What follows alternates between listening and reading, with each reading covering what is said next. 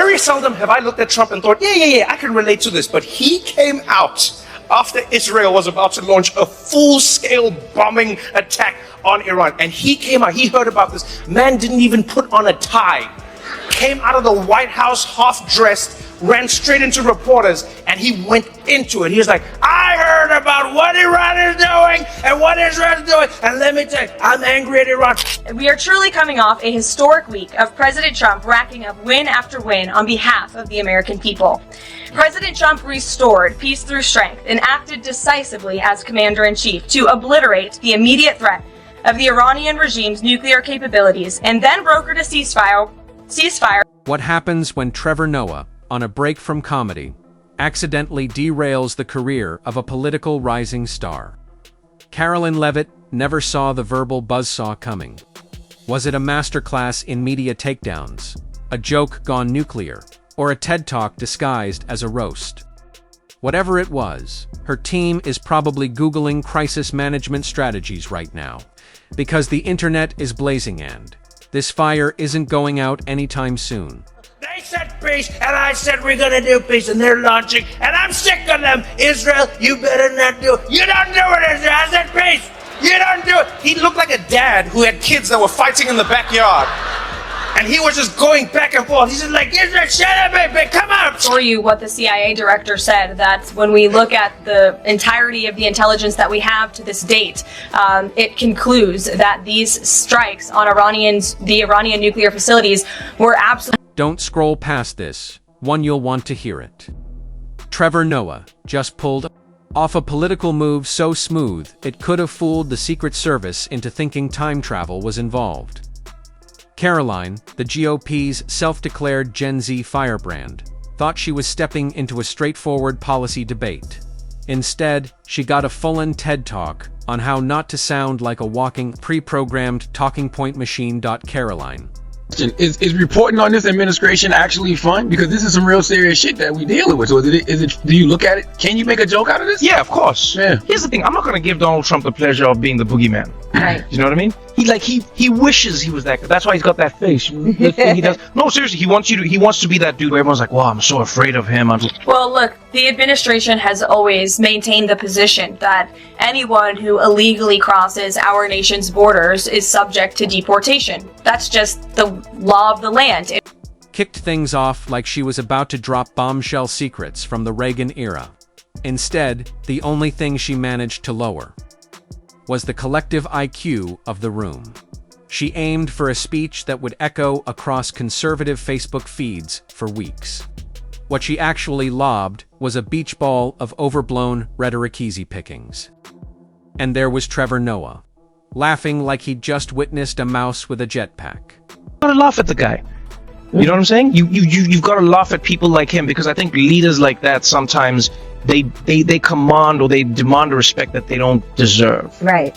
And in my honest opinion, that's one of the great things you can do to leaders like this is you laugh. The president has now ended conflicts between Thailand and Cambodia, Israel and Iran, Rwanda and the Democratic Republic of the Congo, India and Pakistan, Serbia and Kosovo, and Egypt and Ethiopia. This means President Trump has brokered, on average, about one peace deal or ceasefire per month during his 6... Trevor isn't just a comic, he's a scalpel disguised as a smile. With the calm precision of a surgeon who's seen it all, he dissects political nonsense, piece by piece. Karoline leaped into the debate with the kind of confidence usually reserved for reality show contestants. Trevor didn't flinch. He simply leaned in, the way a teacher does when a student proudly hands in a blank exam. Exactly the same, even if he spoke Arabic, it would be like the same thing. It would be like,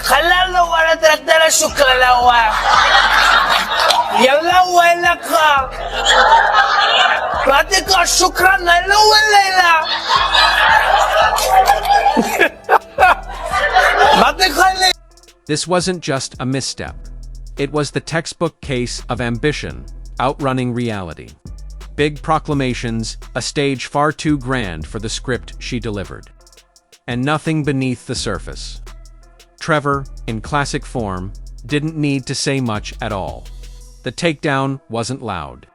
It was precise. States of America, if you want to win an election, all you need to have is a strange voice. Simple as that. You want to be president of the United States? Get a strange voice, you're done. Yeah, forget policies, forget ideas, that's boring. You come out there with a strange voice, the people love it. You realize there's been no American president who has a normal speaking voice, none. Trump, that was the weirdest of all. Every other American president was predictable.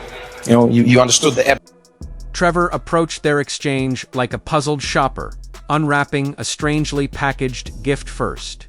Curious, then uneasy, and finally, unimpressed.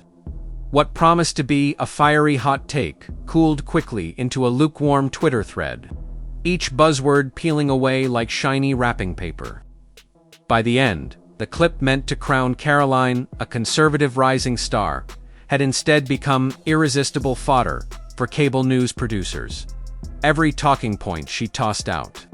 Trevor absorbed, seasoned with facts, sautéed in sarcasm, and plated as a cautionary tale for any would-be political influencer with a media coach and a ring light. Her arguments weren't debated, they were dissected. What followed was political karaoke gone wrong. She tried belting out the American anthem, but came in off-key, forgot half the words, and filled the gaps with frantic shouts of patriots and freedom. Trevor didn't just lampoon her, he diminished her.